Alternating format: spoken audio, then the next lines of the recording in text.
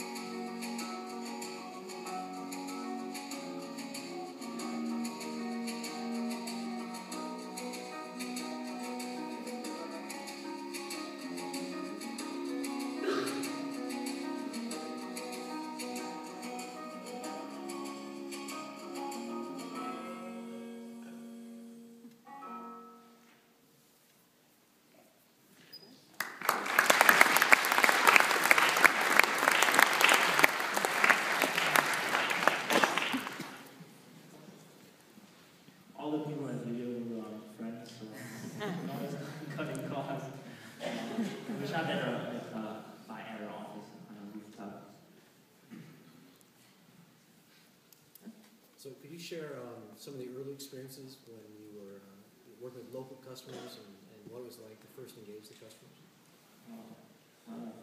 Yeah, so, so our first customer was an alpha customer, and they are in downtown Ann Arbor. They were named nameless to protect the innocent, and they use own beta 1.1, and do you want to? Yeah, I mean, it was, I think when if you build a product, you ultimately just want people to use it, and you want as many people to use it. So that was the driving force. We thought, okay, let's just get this thing into a store as fast as possible. But what we really didn't think about at the time was that this is something that a business owner is literally depending on to run their business. I mean, if this thing isn't completely flawless and bug-free, then there's all these complications that are going to result. So we're in a store for maybe, I think, 5 days before he got kicked out of the store. And we were actually literally kicked out because our entire team at the time was about 5 people. We sat in the back of their store, taking up like an entire table. We ordered only one drink, and we stayed there the whole day, just so like any bug that came up, we could run up and fix it in real time at the site.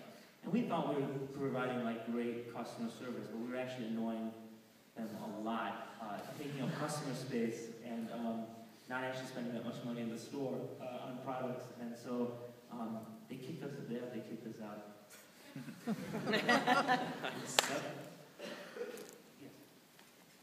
What would you say was the key non-monetary support that you wish you had helped the most? So what was our best non-monetary source of support? I would say for me it was the team that I worked with, because you don't get a lot of support off the bat, so you're kind of living off of fumes, and your team helps provide some of those fumes in terms of believing in the idea, and just with this customer, we'd say like, okay, we need to be at their business at 6 a.m. because they open at 6:30. And when I walk up there, I'm there at 6 a.m. And to see another one of my friends or employees there too, it means a lot because you think no one's going to be there. You think when you walk into the office, everyone's going to be gone. You think no one's going to stay late, but they do, and it means a lot when they do that. What were your respective roles in the company starting out? And when did you decide to take on more employees? Sure. So, in the early days, the titles really didn't matter, and because everybody was doing everything. It was just we naturally organized ourselves based on what we each thought we could contribute the most in. And as time went on and the team grew, this actually became a real problem for us. Because I would say like from 5 or 6 people to, I think it started to really become a problem at 10 people and more than probably 15 people. People start to expect organization, and they expect to know exactly what they should be doing and what the responsibilities are. So we had to spend a lot of time doing things that aren't really exciting. Not like building a product or communicating a vision, but like sitting in front of a word processor and typing up a list of roles and responsibilities and a lot of things like that. And so I think what ultimately ended up happening is that we got really narrowly defined tasks and responsibilities for every person. But still today, we're 25 people now, and still today, Erol and I touch on pretty much every aspect of the company, from in procurement to product design, marketing, sales, HR. We're very hands-on. So in a lot of ways, our roles haven't changed. We just had to more clearly define and slot everyone else's roles.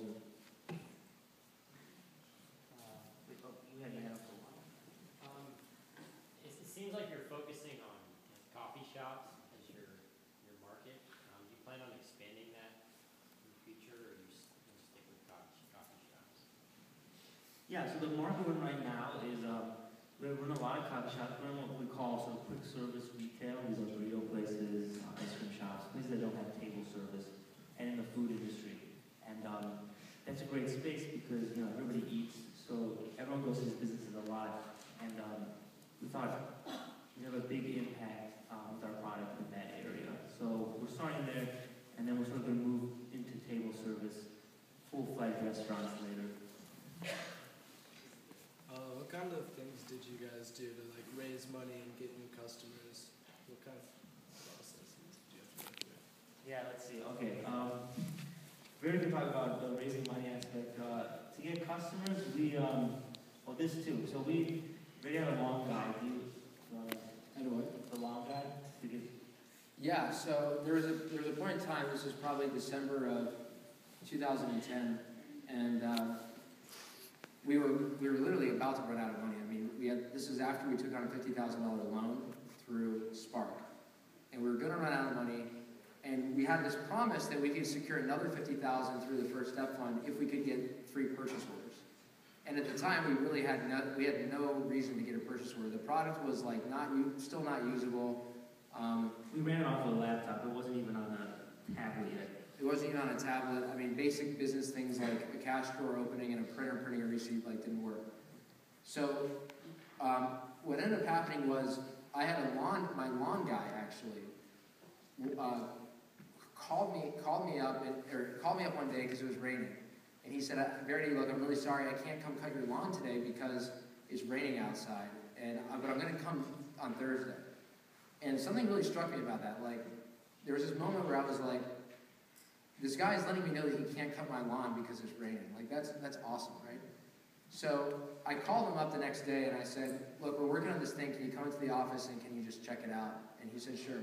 He comes into the office. I thought this guy was going to be way different than he was. He was, I think he was actually younger than us, and he started his own lawn care company 19 or something. And I remember reading this thing in a business book that said hire ex-paper boys.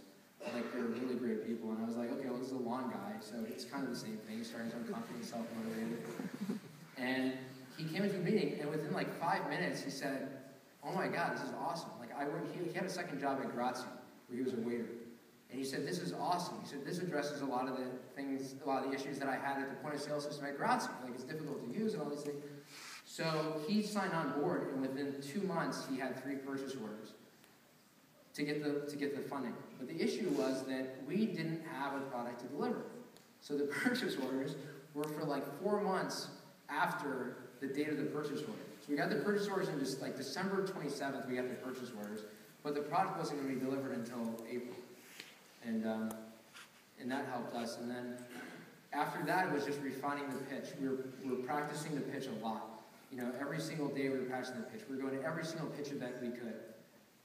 I mean, with the pitching, you have to have a really clear product, and you also have to have a really clear path to profit, because, you know, ultimately, you're taking other people's money when you do these pitch events.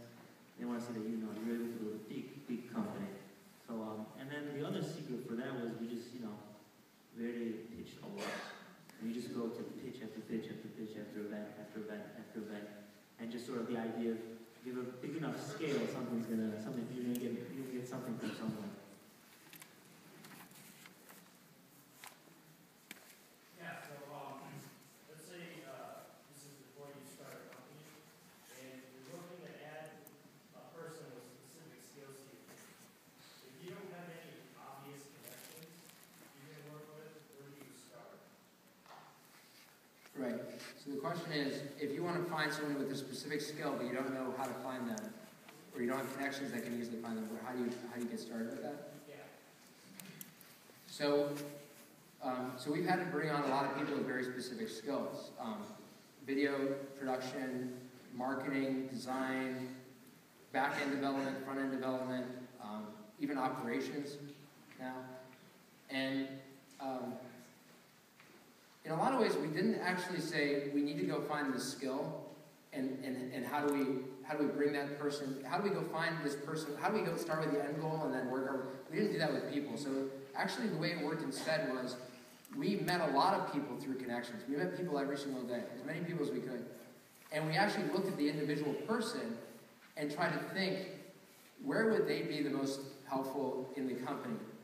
And a lot of it is just, you know, relationships, and you can usually tell within a couple, you know, minutes or even an hour if it's a good fit. But, you know, we ended up having a lawn guy come on and do our sales.